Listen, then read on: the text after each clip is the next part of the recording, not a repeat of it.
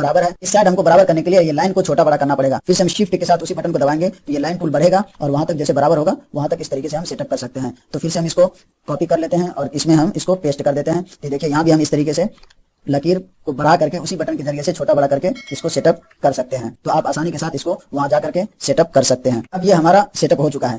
इस तरीके से तारुफ कुतुब सेटअप किया जाता है। किसी किसी किताब में आप देखेंगे कि जो ऊपर में यहाँ पे तारुफ कुतुब दिया हुआ रहता है, इसका थोड़ा हम फॉन्ट साइज और बढ़ा करके 28 कर देते हैं ताकि ये बिल्कुल नुमाया दिखे, साफ साफ दिखे। तो आप देखते हैं कि तारुफ कुतुब में नीचे में एक और डैश जैसे यानी इसी तरीके की लकीर बनी हुई होती है। तो उसको कहाँ से सेटअप किया जाता है? तो इसको सेटअप करने के लिए हम यहाँ से इसको सिलेक्ट करेंगे और फॉर्मेट मेनू में जाएंगे। यहाँ पे एक और कमांड दिया हुआ बॉर्डर कमांड, इसके बारे में भी मैं वीडियो बना चुका हूँ, उसको भी आप सबक नंबर 21 में देख करके बिल्कुल तफसील के साथ समझ सकते हैं। तो चलिए हम इसके नीचे अब लकीर डालना चाहते हैं तो यहाँ पे बेलो वाले ऑप्शन पे हम आएंगे, नन पे क्लिक करेंगे, यहाँ पे टेक्स्ट पे सिलेक्ट करेंगे। अब यहाँ पे देखिए दो ऑप्शन है, इसको भी आप समझ लीजिए, एक है इंडेंट, दूसरा टेक्स्ट। अगर हम इंडेंट को सिलेक्ट करते हैं तो ये जो लकीर आएगी ये यहाँ से यहाँ तक बिल्कुल यानी पूरे सफे में आ जाएगी। जब हम टेक्स्ट को सिलेक्ट करते हैं तो जहां तक हमारा ये टेक्स्ट रहता है, जहां तक हम कुछ अल्फाज या जुमला टाइप किए हुए रहते हैं तो वहीं तक हमारा ये लकीर बन करके आता है। तो चलिए यहाँ से हम टेक्स्ट को सिलेक्ट कर लेते हैं, फिर स्टाइल में आते हैं। अब ये लकीर किस तरीके का आप रखना चाहते हैं वो यहाँ से आप सिलेक्ट कर सकते हैं, आपकी जैसी मर्जी यहाँ से आप सिलेक्ट करके रख सकते हैं। यहाँ से फर्स्ट वाला सिलेक्ट कर लेते हैं और यहाँ से ओके कर देते हैं और फिर ओके कर देते हैं। अब देखिए इसके नीचे ये लकीर बन करके आ चुकी है। ये पेज हमारा सेटअप हो चुका है तारुफ कुतुब का। अब इसके बाद हम फहरिस्त सेटअप करना चाहते हैं। फहरिस्त सेटअप करने के दो तरीके हैं। एक तो ये है कि आप जो मजमून है पहले आप सीरियल नंबर डालें, फिर मजमून का नाम, उसके बाद सफा नंबर, और मजमून और सफा नंबर के बीच में डॉट डॉट डॉट जैसे लकीर जैसे बन करके आए। दूसरा ऑप्शन ये है कि आप टेबल में इसको सेटअप कर सकते हैं। तो चलिए हम अब आपको फहरिस्त तैयार करके दिखाते हैं कि इस तरीके की फहरिस्त कैसे तैयार की जाती है। इसके बारे में सबक नंबर 21 में मैं बिल्कुल तफसील से बात कर चुका हूं। तो चलिए फिर से अभी हम आपको एक फहरिस्त यहाँ पे तैयार करके दिखाते हैं।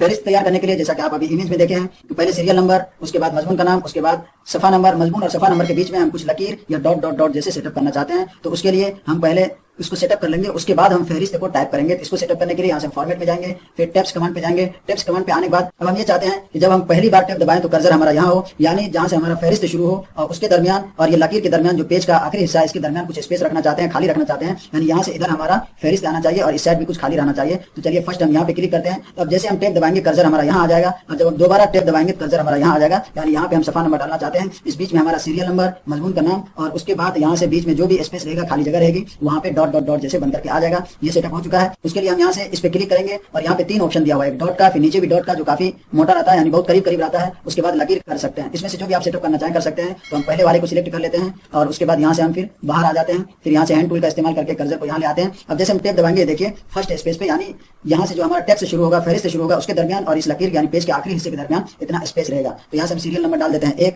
यानी जो फहरिस्त का सीरियल नंबर है, और यहाँ से हम फहरिस्त का नाम डाल देते हैं, मजमून का नाम, क्या नाम हम रखना चाहते हैं, जैसा कि डाल देते हैं खुलासा का नाम। अब इसके बाद जैसे हम टैब दबाएंगे तो ये देखिए इसके दरमियान यानी मजमून के दरमियान और सफा नंबर के दरमियान यहाँ पे ये डॉट डॉट डॉट जैसे बन करके आ गया। अब यहाँ पे हम सफा नंबर डाल देते हैं मसलन 5 और फिर यहाँ से अब इंटर करके फिर हम एक बार टैब दबाएंगे, कर्सर हमारा यहाँ आ जाएगा। अब सीरियल नंबर 2 डाल दिए हैं, फिर उसके बाद जो मजमून का नाम है यहाँ पे हम डाल सकते हैं, जैसा कि तख्लीक है इंसानी का असल मकसद।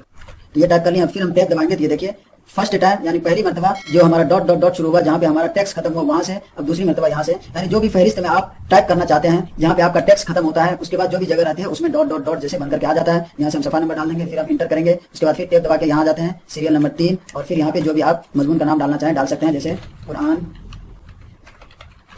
मंबई हिदायत। और फिर हम टैब दबाते हैं और यहाँ आके हम सफा नंबर डाल देते हैं 9 और फिर ये देखिए इस तरीके से आप आसानी के साथ फहरिस्त तैयार कर सकते हैं, जो देखने में भी काफी खूबसूरत लगेगी और किताब भी काफी अच्छी तरीके से तैयार हो जाएगी। ये हो गया फहरिस्त सेटअप करने का तरीका। इसके बारे में मैं सबक नंबर 21 में बिल्कुल डिटेल में बात कर चुका हूँ, वहां जाकर के आप और भी तफसील के साथ इसको समझ सकते हैं। ये अब हमारा फहरिस्त सेटअप हो चुका है। तब चलिए हम इंटर करके अगले पेज में पहुंच जाते हैं। अब यहाँ से असल किताब शुरू हो रही है, जहाँ से किताब का मजमून है। तो अब हम इसको सेटअप करके आपको दिखाते हैं। तो चलिए अब सबसे पहले हम हेडिंग आपको सेटअप करके दिखाते हैं। हेडिंग का फॉन्ट साइज जो किताब का असल साइज होता है उससे 6 या 8 पॉइंट बढ़ा करके दिया जाता है। जो हमारी किताब का फॉन्ट साइज है वो 18 में है, तो इसी के मुताबिक हम 8 या 6 पॉइंट जो हमारा हेडिंग होता है उसको बढ़ा करके डालते हैं। तो चलिए हमारा फॉन्ट साइज 18 है, तो इसको हम यहाँ से 26 कर देते हैं। यहाँ से इसको हम सेंटर कर देते हैं। ये अब हमारा सेटअप हो गया। इसको थोड़ा इंटर करके नीचे कर देते हैं ताकि देखने में ये अच्छा लगे। ये भी वही हेडिंग है, इसको भी हम यहाँ से 26 कर देते हैं और यहाँ से इसको भी सेंटर कर देते हैं। ये दोनों सेटअप हो गया। उसके बाद सब हेडिंग यानी ज़ैली उन्वान जो हमारा फॉन्ट साइज है उससे 6 पॉइंट बढ़ा करके 6 पॉइंट या 4 पॉइंट बढ़ा करके दिया जाता है। तो चलिए हम यहाँ से 22 ही रहने देते हैं। ये हमारा ज़ैली उन्वान सेटअप हो गया है। अब ये हमारा हेडिंग सेट हो गया है। कहीं भी आप किसी सफ़े में हेडिंग सेटअप करना चाहते हैं तो इसी फॉन्ट के मुताबिक आप इसको सेट कर सकते हैं। उसके बाद अब हम सेटअप करके दिखाते हैं पैराग्राफ। यानी पैराग्राफ में आप देख रहे हैं कि इस साइड हमारा पैराग्राफ बिल्कुल बराबर है और इस साइड छोटा बड़ा है, तो इसको कैसे सेटअप किया जाता है। तो इसको सेटअप करने के लिए हम कंट्रोल ऑल के जरिए से पूरी किताब सेट कर लेते हैं। यहाँ पे देखिए ऑप्शन दिया हुआ है, ये है left side, right side, centre, उसके बाद जस्टिफाइड, उसके बाद फुल जस्टिफाइड। इसके बारे में भी टेक्स्ट एडिटिंग रिबन बार वाले सबक में मैं बिल्कुल तफसील से बात कर चुका हूँ, सबक नंबर 7 में। वहां से आप इसको आसानी के साथ समझ सकते हैं, इस पूरे फंक्शन को किसको किसके लिए इस्तेमाल किया जाता है, वहां पे आप बिल्कुल तफसील के साथ इसको समझ सकते हैं। तो चलिए यहाँ से हम इसको जस्टिफाइड कर लेते हैं। अब देखिए पैराग्राफ यानी दोनों तरफ से हमारा ये बिल्कुल बराबर हो चुका है। इस साइड पहले छोटा बड़ा था, इस साइड बराबर था, अब दोनों तरफ ये बराबर हो चुका है। इस तरीके से पूरी किताब को आप दोनों तरफ से बराबर कर सकते हैं। अब आप सेटअप करना चाहते हैं कि हर एक पैराग्राफ का पहला लाइन हमारा कुछ स्पेस होना चाहिए, जैसा कि आमतौर से किताबों में देखते हैं कि जो पहला लाइन होता है वो इस तरीके से यहाँ पे स्पेस दिया हुआ रहता है हर एक पैराग्राफ का, यानी इतना खाली रहता है।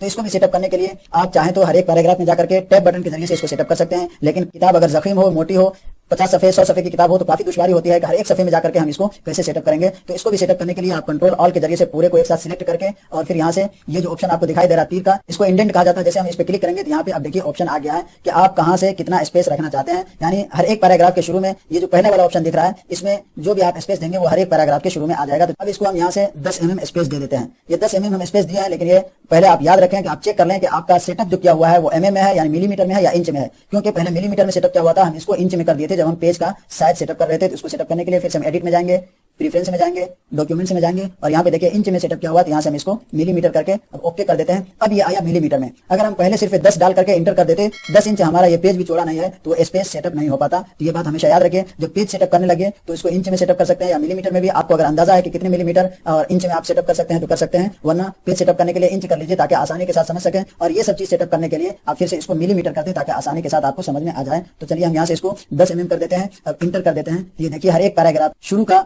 यानी पहला लाइन 10 mm स्पेस में आ चुका है। अब यहाँ पे ज्यादा स्पेस इसलिए दिखाई दे रहा है कि हम अभी आपको टैब बटन के जरिए से स्पेस डाल के दिखाए थे, जो स्पेस अभी तक यहाँ पे बाकी था, तो इसको हम यहाँ से बैक करके कम कर देते हैं। अब देखिए बिल्कुल बराबर हो चुका है। लेकिन अब जो हमारा हेडिंग था वो इधर आ चुका है। हेडिंग भी अभी सिलेक्ट था तो हेडिंग इस साइड से 10 mm स्पेस आ गया। अब यहाँ से यहाँ तक में जो इसका सेंटर है, अब उसके एतबार से ये सेंटर में आया है, पहले पूरे पेज के एतबार से सेंटर में था। तो इसको हम यहाँ से सिलेक्ट कर लेते हैं, इसमें जाकर के और हेडिंग से यहाँ से हम 10 mm स्पेस खत्म कर देते हैं और इंटर कर देते हैं। तो अब देखिए फिर से हमारा सेटअप हो चुका, हेडिंग जहाँ था वहाँ आ गया। अब ये पूरी किताब में हमारा पैराग्राफ सेटअप हो चुका है, यानी पैराग्राफ का पहला लाइन में पूरी किताब में हम 10 mm स्पेस देना चाहते थे, वो अब हमारा सेटअप हो चुका है। अब यहाँ पे आप देख रहे हैं कि हेडिंग हमारा यहाँ पे है, जो हमारा सब हेडिंग है जिसको झैली उन्वान कहा जाता है, इसको हम यहाँ से 24 कर देते हैं। अब लेकिन ये हेडिंग हमारा इस सफे में है और इसका जो असल टेक्स्ट है, असल मजमून है, वो हमारा दूसरे सफे में है। तब इस हेडिंग को हम यहाँ लाना चाहते हैं तो इंटर करके आसानी के साथ ले जा सकते हैं, लेकिन यहाँ पे काफी ज्यादा स्पेस हो जाएगा। अब इसको सेटअप करने के लिए हम इसमें लाइन स्पेस को कम करेंगे, यानी जो हमारे दो लाइनों के दरमियान जो स्पेस है, जो जगह खाली है, इसको कम करेंगे ताकि ये थोड़ा ऊपर आ जाए और इस पैराग्राफ का एक लाइन यहाँ आ जाए ताकि ये भी देखने में अच्छा लगे और इसकी तरतीब भी अच्छी हो जाए। तो चलिए हम यहाँ से यहाँ तक इसको सिलेक्ट कर लेते हैं। अब लाइन के दरमियान का स्पेस कम करने के लिए यहाँ पे देखने ऊपर में ऑप्शन दिया हुआ जहाँ पे अभी ऑटो लिखा हुआ है, यानी ऑटोमेटिक है ये। तो अब यहाँ से हम इसको कम कर देते हैं। इसको भी कम करने के लिए जो फॉन्ट का असल साइज होता है, जैसा कि 18 है, तो उससे 6 या 8 पॉइंट बढ़ा करके इसका साइज दिया जाता है। जैसा कि अभी 18 है तो इसको हम यहाँ से 26 कर देते हैं और इंटर कर देते हैं। अब देखिए ये लाइन स्पेस कम हो चुका है और इस पैराग्राफ का एक लाइन जो उस साइड पूरा पैराग्राफ था वो इस साइड आ चुका है, जो कि देखने में अब अच्छा लग रहा है, क्योंकि हेडिंग हमारा यहाँ से शुरू हो रहा है और पैराग्राफ हमारा दूसरे सफे में चला जा रहा है। ये तरतीब भी अच्छी नहीं होती है और देखने में भी अच्छा नहीं लगता है। तो इस तरीके से आप अगर हेडिंग वगैरह इधर उधर हो जाए तो इसको सेटअप कर सकते हैं। अब बात आती है कि कोई ऐसा पैराग्राफ है जहाँ पे पैराग्राफ आपका खत्म हो रहा है, लेकिन उसका एक हरूफ या दो हरूफ, जैसा कि है या एक लफ्ज एक लाइन में आ रहा है, यानी आखिरी लाइन में आ रहा है, जिसकी वजह से पूरा लाइन हमारा बर्बाद हो रहा है। तो उसको कैसे सेटअप किया जाता है, जैसा कि आप अभी देख रहे हैं कि इस पैराग्राफ में, यानी ये जो पैराग्राफ हमारा यहाँ से शुरू हो रहा है हो जाएगा, यानी ये सिर्फ एक लफ्ज हमारा यहाँ पे आ रहा है जिसकी वजह से पूरा लाइन हमारा बर्बाद हो रहा है। तब इस एक लफ्ज को हमें इसके अंदर सेटअप करना है, जो हमें